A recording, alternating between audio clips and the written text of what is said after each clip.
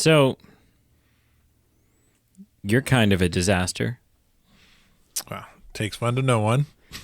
Have you ever seen a biopic about yourself? I didn't realize they made one. Yeah. I mean, there's a ton of disaster movies out there. This is really mean. I don't know why I'm being so mean. You're being a dick. Yeah. First thing in the new year, too. Have you ever seen the greatest disaster movie ever made? The Disaster Artist? No. Oh. That was a pretty good disaster movie, though. It's called Greenland. I have not. Okay, do you want to? Sure, let's do it. All right.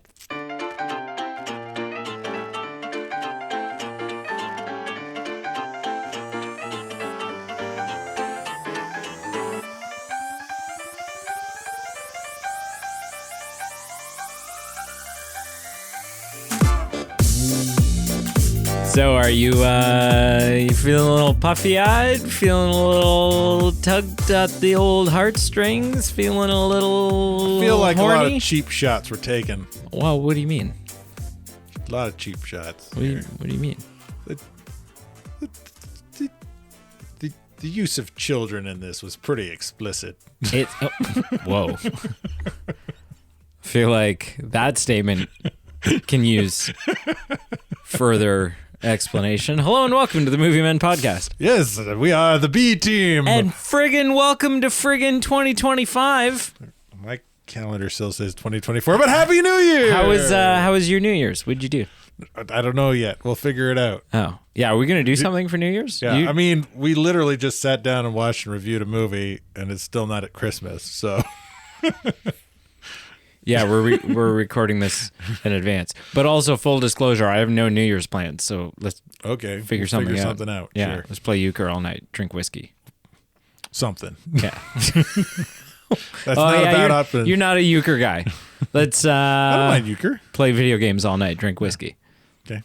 Yeah. Sure. Whatever. Hello. Hey, that's Carl. Brady. And we're here. First episode of 2025. Yeah. And we are reviewing Greenland. I chose it. And so interestingly, I think it came up maybe a month or two ago, and it was, a little surprised that, I don't know. I don't know if I'm surprised that you hadn't seen Greenland.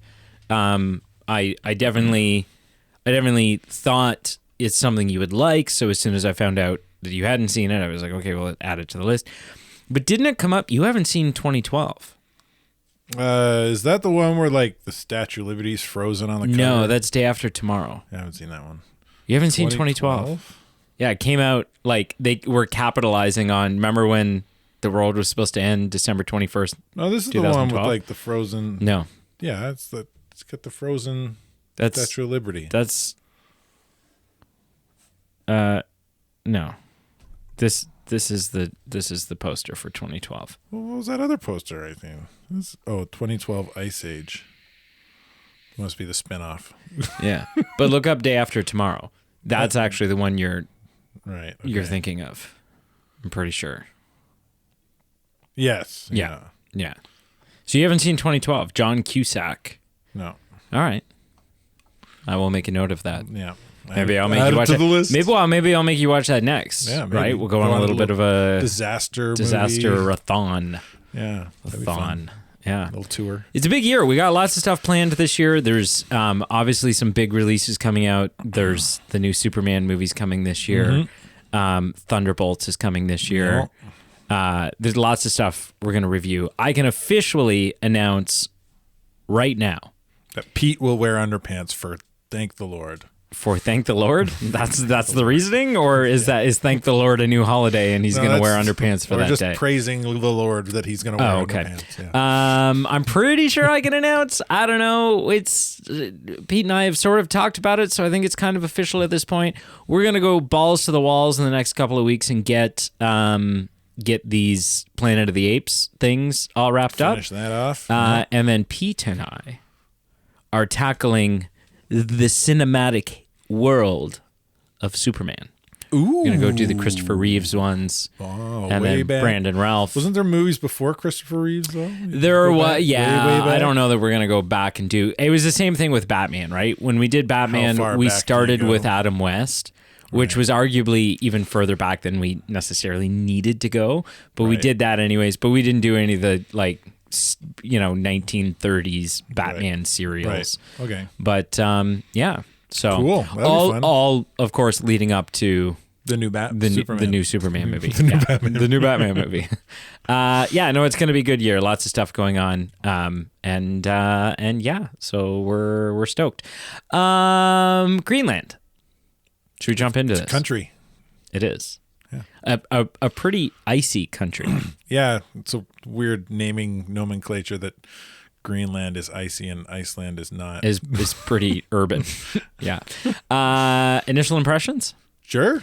I mean, I tipped this off in the little preamble that we did before the theme music played there. I think this is, at least out of the ones that I've seen, this is the best apocalyptic movie that's ever been made. And we'll get into why there's a number of different components. It's not just like, oh, I like this one the best. I've got I can back that statement up. Fun fact that I've withheld from you until just now. You've never seen this movie. No, of course I've seen the movie. This is the way this works. How dare you? Currently wrapping filming and coming out in the year 2025 is Greenland Migration. They're doing a sequel. Yeah. So rebuilding, not picking an up- apocalyptic movie, No, like but a post-apocalyptic. Yeah, and I'm like, okay, Interesting. all right, with these characters sort of in the, because it's not just like, it'll be really interesting to see a film set against the His backdrop neighbor shows up. of the way. Yeah, you said you'd call. You never called. But set against the backdrop that we've now been given, right? Like Right. these people, the thousands of people that are left on the planet are essentially in the Stone Age, right? There's nothing. There's some Pretty radio close. frequency stuff. Whatever. I mean, Obviously, they have some generators. They're not in the Stone Age because they have the understanding of technology. Yeah. But they are starting From from scratch. almost scratch. That bunker's probably got a lot of usable materials and technology Sure. to help them get Strip a jump strip start. the bunkers down for materials. They'll give and them a jump supplies start. and- yeah. But yeah, they're starting pretty close to scratch. So I'm stoked for that. I think That'd be interesting. And I maybe read somewhere. I'll look this up while we're doing the episode. I think maybe it's planned as a trilogy, Really? but I'm not sure. I could just be pulling that out of my ass. Okay, so initial impressions. Yeah, I think this is the greatest disaster movie ever made. This is for sure at least my third time watching it. It might be my fourth. And it didn't come out that long ago, so that just 2020. kind of shows you the repeat viewership that I've given it. Yeah, super solid. Love the cast. Love the layers that are put into this film. That isn't always considered a staple of this type of film. Having the character and the heart and the story that's there. Sometimes it's just a vomiting of CGI action. Yeah. Which is what, when we watch 2012, you'll see that's very much what that film is. Right. Right. It's like driving a car down the street. Sharknado. Yeah, racing a car down the street, outrunning the street collapsing behind you into I love this movie. Yeah.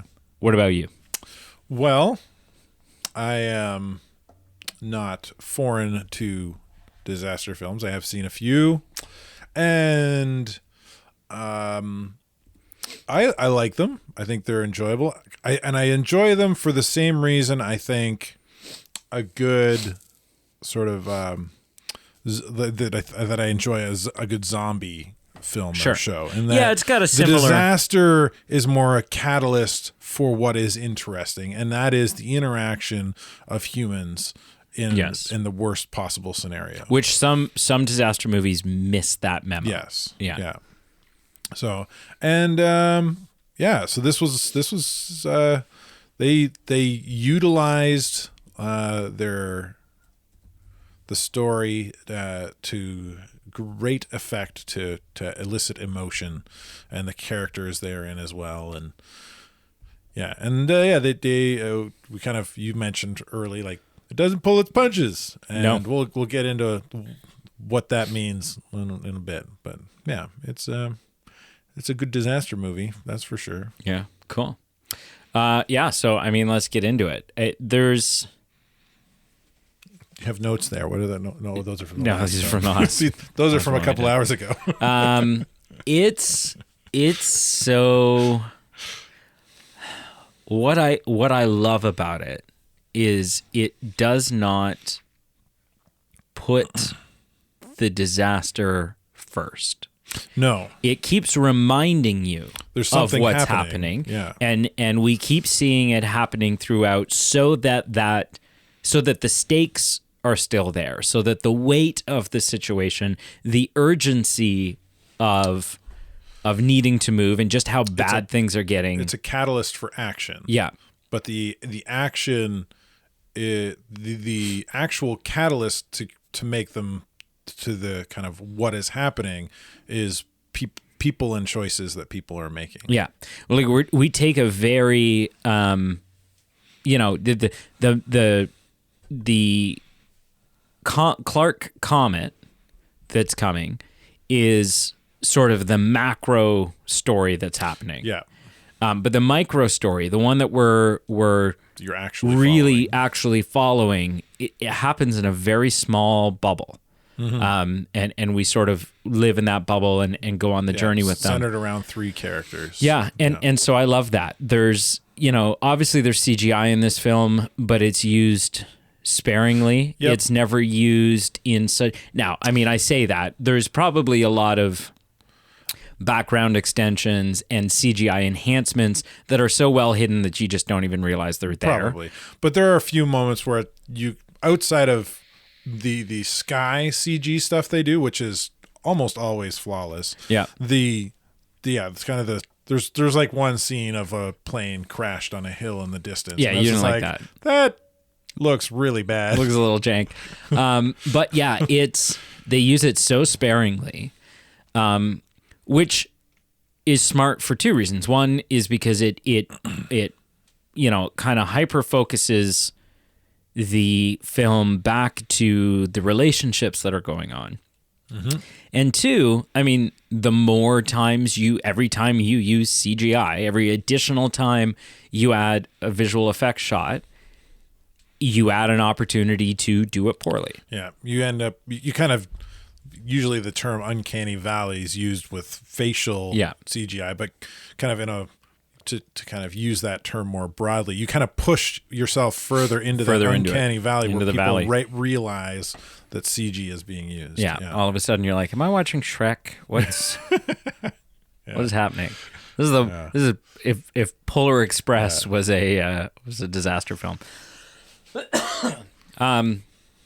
Yeah, it's so good. And the fact that it's not just suburban family, on their way to a bunker where they're going to be safe. You have the layer of the fact that some people have been chosen and some people have not. Which, I mean, just makes sense logistically. Obviously, there isn't bunkers for everybody. You have that this is a strained marriage. This is a marriage that it's on the rocks. It's on the rocks. Things were bad. He had an affair. Which you don't find out till the very end. Close to the end, Like- that like that things are bad. early He's on. sleeping in the guest room. He's Yeah. considering ringing the doorbell at the house, and the boy says, "Is mom going to make you move again?" So there's been a time where he's been out of the Yeah. house. Early on, I was wondering, like he's acting like such a good father and husband. Yeah. Early on, I'm like, who did what wrong here? Because I mean, sure, he's maybe putting on a strong face, but he seems like a good man to me. What's wrong with her? Yeah, but you know what? You don't have to. But you don't know. You don't have to be a bad man to. Yeah, you don't know because screw up. We find out later that he made one bad choice, and sometimes it's all it takes. Sometimes it's all it takes. And, But yeah, so to have that, to have the added stress, and then the catalyst for them not reaching safety early on, that the son is diabetic. Yeah, they get cut. Yeah, last minute. So they find out they get cut while the parents are separated. Yeah. So now they're separated, there's a lack of there's no cell service. There's a lack of communication that's going on. We've already seen the emotional trauma of the neighbors begging them, take my kid, take my kid. Let's dive into the kid thing. Yeah. Like that's where this film really doesn't pull the punches. And as good as it is, it does feel like a dirty tactic to pull on the heartstrings. I mean, like it work. I'm not saying it doesn't work narratively. Yeah. Like that's exactly what would be happening. Like neighbor finds out that you're going somewhere safe. You're not going. Take my kid, for God's sake. At least take my kid. Yeah, take my kid. Right? So what if it was your kid they're yelling? It makes sense. I'm not saying narratively this is bad or but you're like, you dirty bastard. Like, you dirty bastards. You went there like immediately. Early on. Like you're that's like, of course that's gonna hit. How is that not gonna hit? You gotta be a monster for that not to hit. Or it's like a single early 20s or teenager. But which is an attention to accuracy. Yeah. It's an attention to in the writing process, okay, how would events unfold? Yeah. Right? You have that right up to then the gut-wrenching. If you're a parent, if you've ever been a parent, if you're even a decent human being, you can empathize with and relate maybe a little too much to the pain that the mother must be feeling when all of a sudden her child is abducted and speeding away in the backseat of a car with strangers. Yeah. And it's like, that would be an awful thing on its own, but she's already everyone's already at their breaking point. Yeah. Right? And then that happens, and it's just like the finishing blow. That man really didn't think it through. No. Like, well, no, but kid, I mean, one, you've only got 2 of 3 wristbands, and 2, like, that kid's old enough to rat on you. There's no way that kid's ever going to keep his mouth shut. I mean, my thought when it comes to this type of movie, when, the human race is all faced with an extinction event at that point in like 36 hours, I tend to excuse or forgive even the most bizarre behavior. Well, no, I'm not saying that, again, kind of like the using the children earlier. Like, he's not thinking it through because he's not thinking. Because nobody's thinking. They're just in panic mode. Yeah. Yeah. Yeah. It's like people rioting and stealing stuff early on. Like, that doesn't make sense. Within hours. That doesn't, it was quick. Well, it doesn't make sense because you're going to be dead in a few hours, in a day or two anyway. Like, well, it's interesting because there's a moment in this scene where he goes to, or Gerard Butler's character goes to get up on a roof and get to higher ground to see if it'll help his cell service. And he stumbles upon a rooftop party where people are just drinking and there's music going and stuff like that. And during that scene, I turned to you and I said, yeah, I think if I knew that I was like, I'm not getting on a plane here, I'm not getting into one of these bunkers, that might be what I was inclined to do. If you don't have a family, you don't have kids to, Yeah, if you don't have any information about a potential way to save your family. Mm-hmm. Yeah. If you've got an idea of like, I heard this person has a bunker, you're probably going to that bunker. Yeah.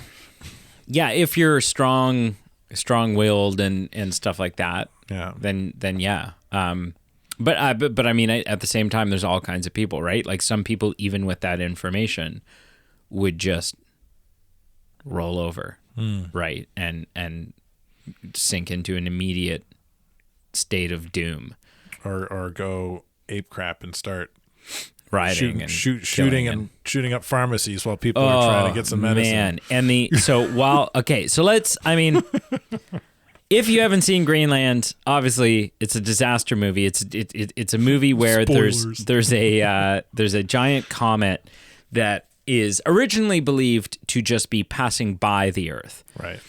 Then it's like, well, okay, some particles will enter the atmosphere, but they're going to burn up before touching the ground. Yeah, there was a quick throwaway line about something about the gases of this, and it wasn't a meteor, it was a comet. Ice. It's a comet. Yeah. Which is a bunch of debris, not a solid mass. Yeah.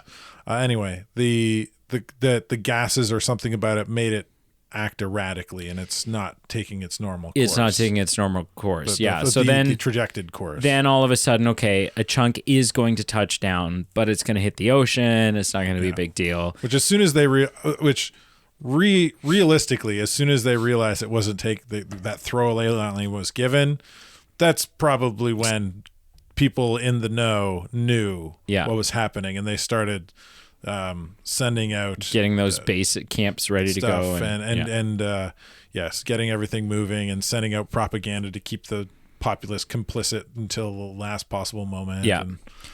So then there's all that. Then that chunk that's supposed to hit the ocean hits just outside of Tampa. Well, that was a great scene too. I like that scene. Shockwave? Well, no, because they're watching the TV. They're watching the ocean. Everybody's like, ooh, this will be so cool and fun. And they go 3, 2, 1. And you don't see it. There's no you don't even see the comet on the There's no screen. explosion. There's no comet on the screen. And then there's the shockwave. And it's like propaganda. That was on purpose. Yeah. Hits outside of Tampa, obliterates Tampa, like pretty much instantly kills most of the people in Tampa. It's a small nuke doesn't cause radiation. Doesn't have radiation. Might. It's coming from space. Maybe. And we then don't know that at that point in time. And then our main character, played by Gerard Butler, his wife on his butt. His wife, Monica from the Shockwave. That was cool. Borsia? The character's name or the actress's name? The actress's name. Monica. Yeah, it's a weird. Bakarian. Bakarian? Bakarian, sure. Deadpool's girlfriend. Yeah. And their son have been, among others, have been selected. They're notified through an alert on his phone and actually through their TV, which was kind of a cool touch. Yeah. That they have been selected for emergency shelter relocation. Yeah, and because she's in the shower instead of watching TV, she misses it. She misses it and doesn't know to not invite all the friends over. Yeah. And they're selected because he is a architect, structural engineer. Yeah. And so, the government at this point is aware a big chunk is going to hit. And that chunk is going to be, it kind of looked like the chunk was probably the size of Switzerland, right? Or bigger. Like it was like on the last globe shot, it was like most of Central Europe. Yeah. And it's going to wipe out. It's a bigger comet. It's a bigger object than hit the Earth to cause the extinction of the dinosaurs, and so it's going to wipe out humanity. And so they're choosing people who can repopulate the Earth, and we're choosing skill sets, doctors, stuff like that. Yeah. So that we have our best chances. So that those skills are and their families, intact. Their spouses, or and their so that they can repopulate. Yes. Yeah. That's an important part too. Yeah. And yeah, well, because you don't want structural engineers mating with doctors and stuff. Well, like just that. random people. No, it's yeah. Weird. Hey man, if you're in a bunker and it's like, this is the thing. Like, yeah, sounds weird, but at the end of the day, if that had happened, if there's like, okay, we need to repopulate, and you're in a bunker with like 300 other people or something, and your family's gone because they didn't get into the bunker or whatever, and it's literally like the human race depends on this. Everyone in that bunker, it is now your job. Just start doing everybody in the bunker. Right? Like it's at that point, I guess theoretically, sexual morals go out the window. Everybody needs to have a baby with everybody else. Yes, it is. We're all one big family here. I think you need to be a little selective there so that you don't get any kind of cross-genetic inbreeding. It's a new world. It's a new world.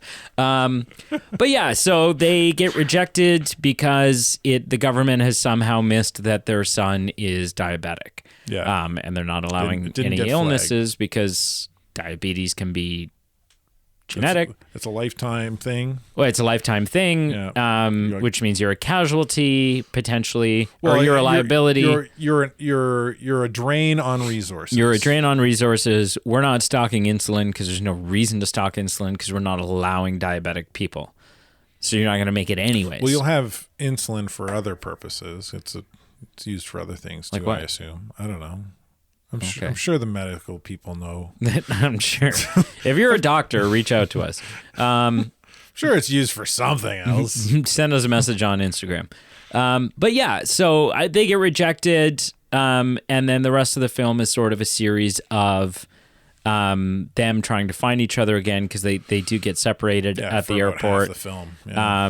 Finding each other, and then eventually they come up with a plan to get on a plane in Canada, like a private plane. A small airstrip somewhere. And Mullock. just down the road from where we are right now. Hanover.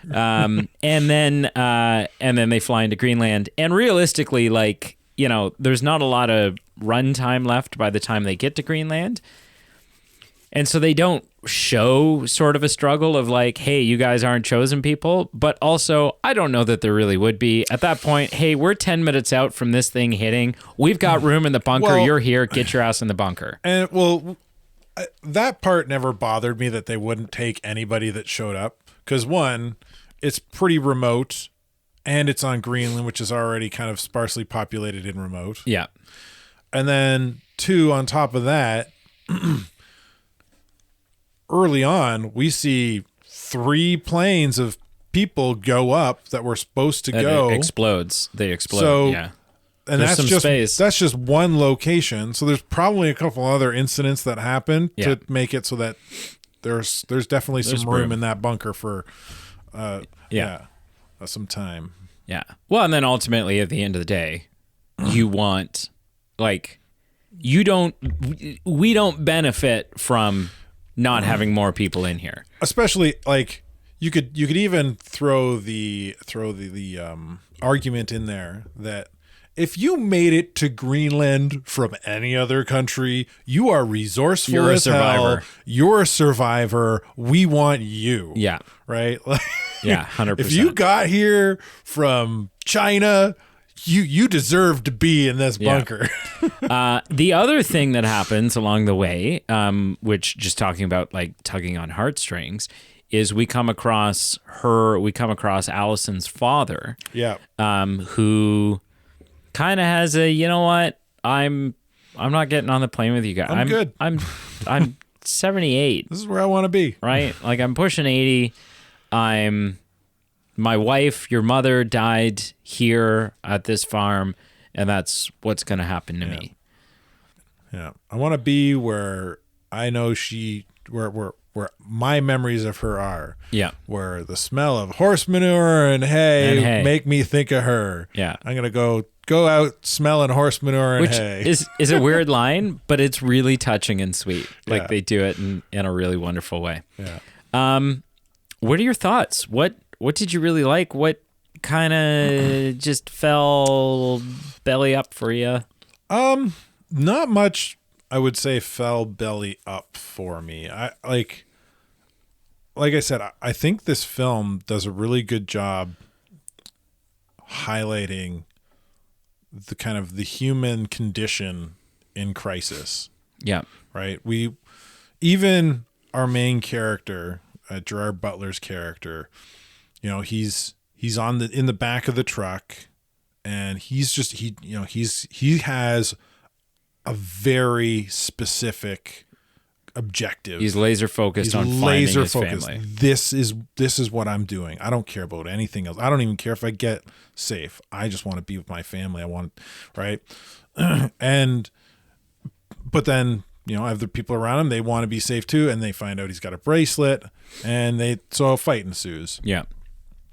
And, he's laser focused on wanting to survive, and they're laser focused on wanting to survive, and conflict ensues over something that could help them survive, and he ends up killing somebody. Yeah.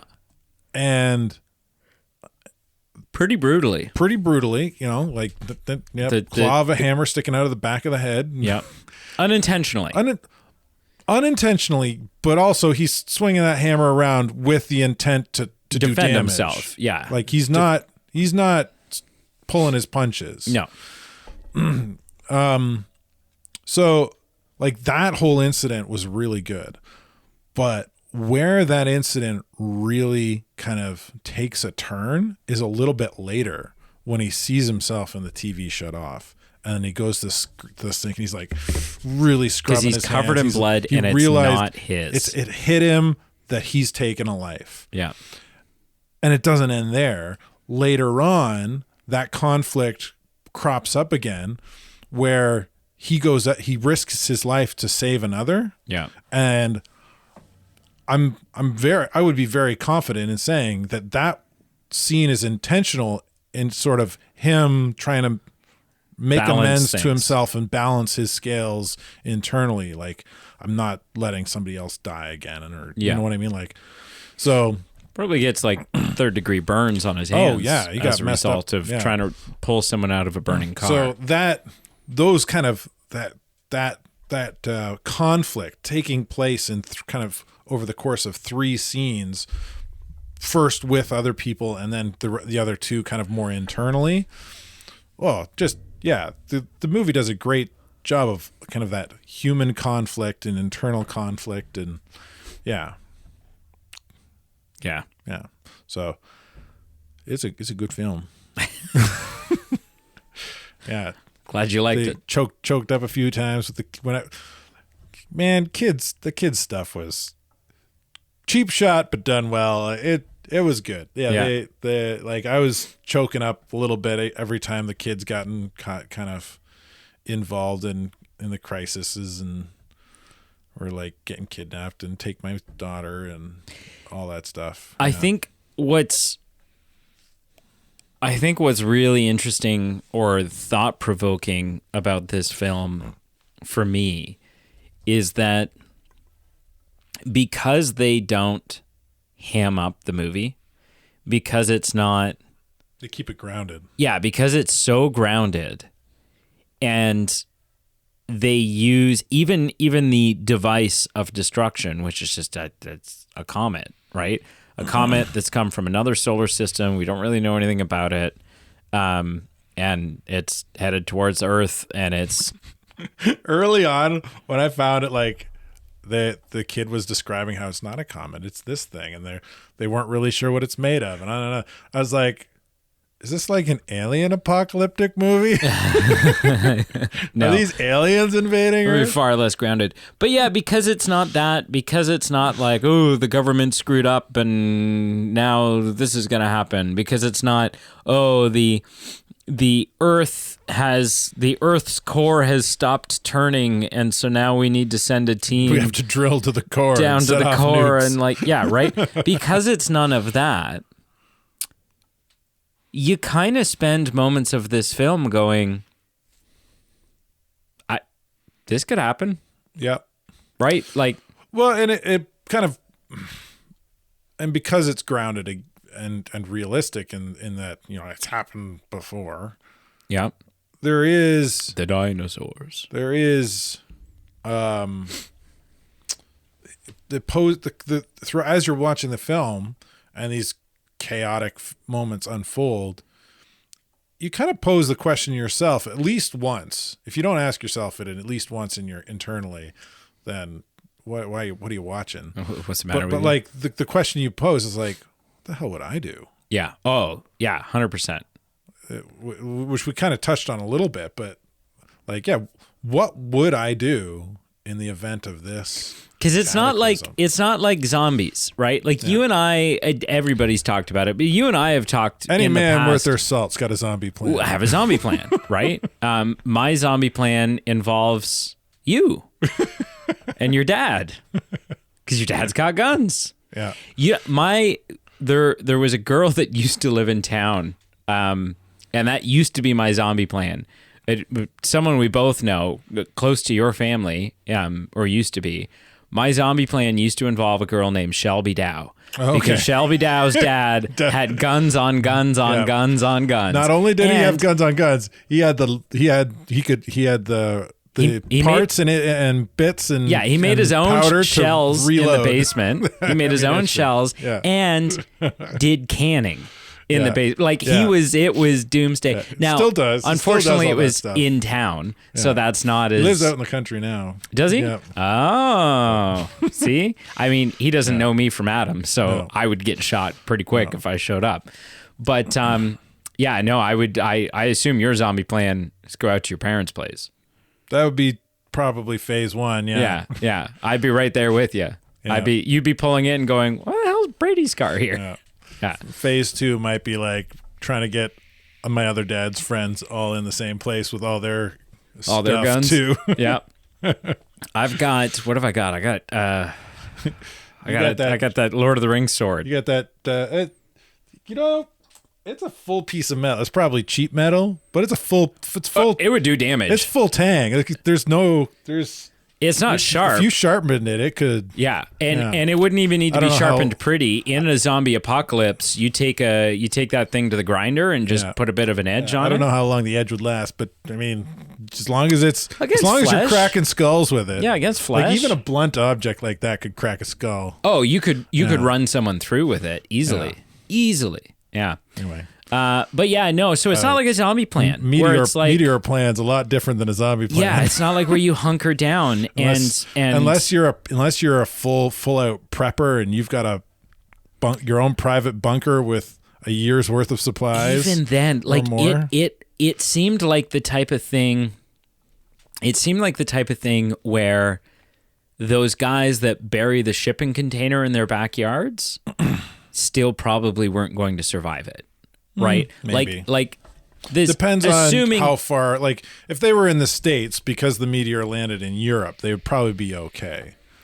Because they're getting themselves out of the heat and wet blast and out of like the big thing would be the ash in the air and making that air unbreathable. So as long as your bunker has got 9 months, apparently, as long as your bunker has got air purifiers and scrubbers, then, which if it doesn't, what are you doing? Yeah, kind of cheap bunker. But yeah, because they say those bunkers in Greenland were built for nuclear fallout for part of the Cold War. Yeah, and so my assumption is they're probably 10 feet of concrete and on all sides, 50 feet down. Yeah. And my big question that I was kind of posing to myself a little bit, that I kind of know the answer to this already, but like, how's America got so many seats in that bunker? Well, I think there's many bunkers. Well, we only saw like those little cabs. There's only like 3 or 4 of them in that compound on the surface. Yeah, there may have been more, and there were more around the world because that's what the whole radio background noise was at the end. But my point is, America doesn't have its own bunkers. Maybe that was America's bunkers. But in Greenland, I don't know. I don't know enough about the politics of the 60s. So, kind of the answer to my question that I'm kind of giving myself is, NATO, because but they're the biggest contributor to NATO, so they get the most seats in the bunkers. But do you really think I don't know. It's like, okay, maybe it's not America's bunkers. You really think it's Greenland's bunkers? Well, that's what I'm saying. Like, I think they were built They're NATO by bunkers. Americans and probably So that's probably why. the English and maybe some French. Like, you know what I mean? Like, Yeah. But even when you look at like NATO spending, America is the largest contributor by far. Like, Yeah. you combine all the other nations' contributions, and America like doubles or triples all of theirs combined. Yeah. So it's like, well, you know what? That bunker that we all built back in the Cold War, That's ours. we're taking it. Yeah. And you can have a third of the spots split between all of you. Yeah. I mean, could be. Could be. Yeah. Yeah, it's wild. Like, it's wild to think about just all of it. Like, what would you do? Yeah. And you know, because realistically, I mean, I think for me, very quickly, the question changes. The question moves away from how do we survive to how do I want to go out? Yeah. Right? Like, very quickly. If you don't have a way to be safe. Yeah, very quickly that becomes the... There was a film, a disaster film. I can't remember the name of it. I think it starred Ben Stiller. I think it was a Ben Stiller end of like apocalyptic film. And I could be wrong, but the film like there's no happy ending. The main characters die having dinner around a table. Right. You know, I wonder again so let's say it happened in Europe, right? Let's say the bomb dropped in Europe. We have 48 hours to ransack stores and get our hands on and rig up some, like, an air purifier. Not crazy out of the question. Gonna be a struggle, but not crazy out of the question, right? Sure. I'm sorry. I'm Googling trying to find the Ben Stiller movie. I can't find. I'll figure it out later. So 48 hours, right? We find out we have 48 hours. Yeah, 48 hours to try and make something work. To ransack stores to try to get as much supplies as we can. Sure. And to get our hands on and rig up an air purifier. Okay. Or two, or whatever. Well, and enough to supplies to hopefully make it last at least a few months. Yeah. Which a struggle, especially in our area where there aren't a ton of supplies are going to go quick. But let's say you could. And then let's say we could get our hands on some sheet metal or something a little stronger than couple shipping containers that you. Well, no, just some sheet metal. Hi-ho. Just just some sheet metal, right? Is something a little stronger than some plywood. The basement of your work might not be the worst. It's in the basement. It's got the floor on the main floor is concrete. It's basically a concrete box in that basement. Yeah, except for the fact that it leaks water and you'd Which probably get flooded out. Yeah, it's not ideal. You get flooded out the first spring. Right? It's not ideal. Yeah. But especially with the sump pump not working. But something like that. Do you know what I mean? Like, if that quickly I could come up with, well, hey, that's all concrete. Yeah. Then maybe there's hope. There used to be rumors. I don't know if it was true, if it was ever true, because the building's still there. So if it was true at one point, it'd still be there now. There used to be rumors that the Zellers building in town had a basement. Yeah, I've heard rumors that there's like some connecting underground. I don't know. This is far fetched, and I don't put a lot of stock in it. But that there's actually some kind of connecting.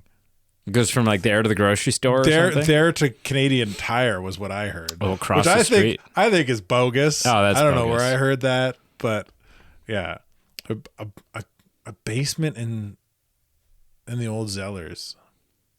Yeah. which is a dollar store now. a Dollar store and a giant tiger and and stacked.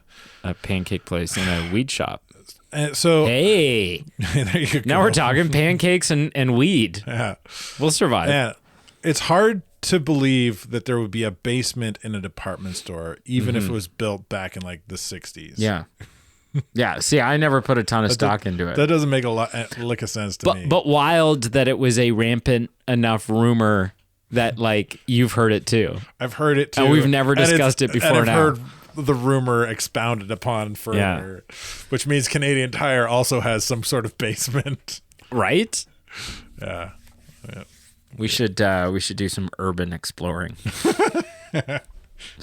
Sneak into Walmart or into Canadian Tire After hours. or I mean, which wouldn't be hard to do because you have- can go in there in broad daylight and not find anybody that works there. So like easily just walk into the back and just look walk around. in. Yeah, for the old Zellers side, you'd probably have a harder time trying to find where the basement is if there is one, because which new store has Well, there access? is There's 4 stores Yeah, there. but Which there's- stores got access? there is a corridor that runs behind all of them. Yeah. It's like a hallway, sort of like there Yeah. are at shopping malls. There's a hall that runs behind all of them. I don't think it connects to the stacked, Maybe not. but yeah. Yeah.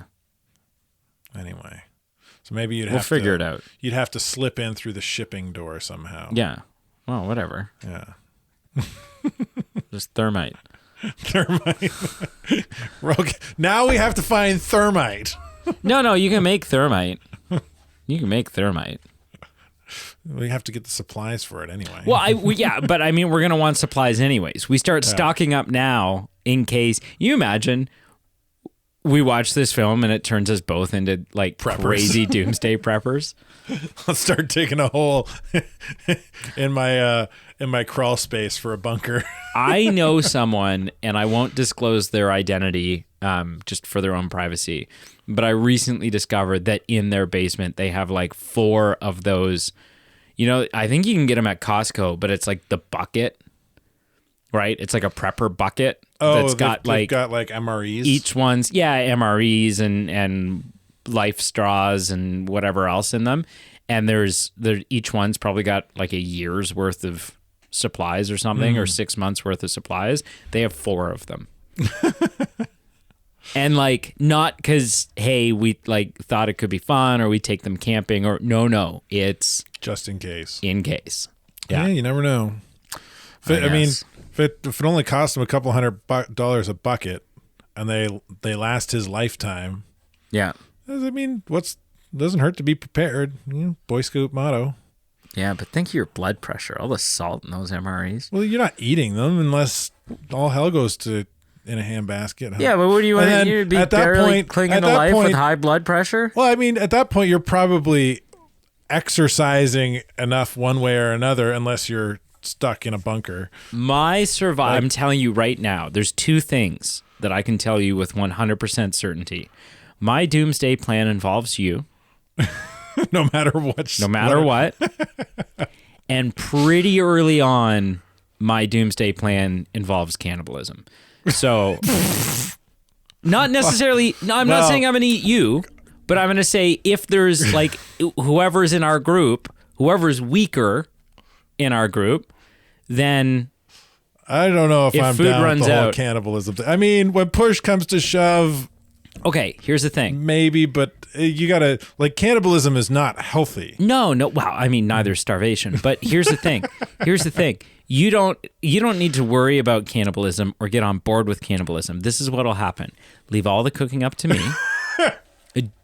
Three rules. Shut rules. up, eat, don't ask questions. Yeah, and don't ask where Timmy's gone. Right? Doesn't matter. Oh, man. You ready to rank this Like thing? Timmy DeArmond? Is that Yeah, who we're sure. eating Yeah, first? sure. Sorry, Tim. Yeah, sorry. There's 4 idiots in this 4 idiots in this bunker. We've decided we're going to eat the doctor first. Tim DeArmond's not a doctor. Oh, DeArmond. I was thinking, sorry. I heard the wrong. Eat Tim Irma. We Yeah, can you don't eat the doctor first. The doctor's got to treat whatever weird sickness diseases. from the cannibalism. He's got to treat the cannibalism sickness. Jeez. You ready to rank this? Yes, please. Okay. So on a scale of 0 to 10, what will you give it, sir? I am giving it a 9. Wow. Yeah, I think it's wow. I think it's just stupid solid. It's entertaining, it's tear jerking, it's exhilarating, it's like intense.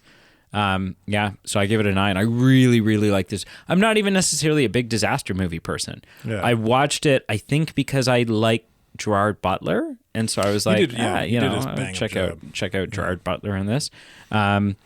So that 9 takes my score. My score for me from a. What is that number? What the hell is this number down here? Oh, you can delete that. Oh, okay.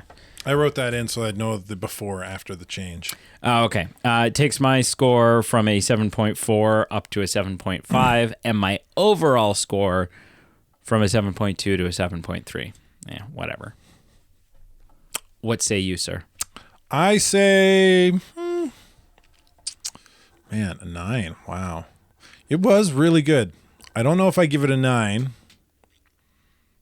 I'm leaning on an 8. I'm going to give it an 8. 8? All right. Solid film. Which takes your score for my films from a 7 to a 7.1 and doesn't change the overall score of 7.3. So just to recap, going into the new year. This is the new year. The new year. In the year. Just kicking off the new year. It's not 2024. What are you talking about? My average score for the films that I've chosen is 7.5. Carl's average score for the films I've chosen is a 7.1, which gives my scores overall a 7.3. Cool. My score for my average score for the films that Carl has chosen is a 5.7. Carl's score for his films is a 7.3. Nowhere to go but up, baby. And that gives him an overall film score of 6.5 to my 7.3. But I have a feeling that's gonna maybe come around a little bit. Turn around a bit, yeah. You went through. I threw some pretty big duds at you. Yeah. At the end of the year, you're like, somewhat nothing intentionally. matters. Yeah. What did you watch this week? We'll do that next week. Thank you so much for listening. I watched Bad Santa. Thanks. Did you? Yeah, I did watch Bad Santa. Yeah, we're recording this in the middle of December. We're doing a just double to feature in one day. Get things out of the way going into the holidays. And so, yeah, we don't have any new films to talk about. If you want to know what we watched in the last week, go listen to the end. Go listen to Bad Santa. Listen to all of the Bad Santa episode, but particularly the end. Thank you so much for listening. Make sure you check out our Facebook, Instagram, and Twitter, all listed down below. Give us a follow. Give us a like. Give us a tweet at us. Send us a tweet. And they're X's, aren't they? Does I don't X know. still call things tweets? I don't know. What do they call it now that it's X and not Twitter? It hasn't been Twitter for a long time. For like over a year. Yeah. I don't know. Check out our Patreon page, also listed down below, for less than $1 a month. No, not for less than $1 a month. For less than $2 a month. There was some weird tax stuff and things changed. And for less than $2 a month, you can support the show, help us, keep the show going, pay the bills. It costs money to even just host a podcast. We have to pay the podcast hosting, legal fees. We got to pay for service space. Yeah, all the lawsuits. And, new gear. Yeah. That allows us to improve the show. Our exorbitant salaries. Yeah. Our trips to Maui. Yeah.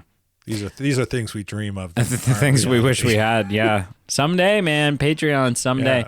Yeah. To help further those dreams. And merch. Buy merch so we can go to Maui. Nice segue, man. That's the best merch pitch you've ever given. And I've been Buy teeing merch you up. so we can go to Maui. Yeah, and I've been teeing you up for a long time. I don't know. There were some pretty good ones I think I had where I was like actually pointing to stuff on the store and Oh, yeah, that's fair. had some conversations about potential merch stuff. At least you can recognize the difference between good and what you've been doing lately. It's going to be a big year. Can only do so much and before it gets old.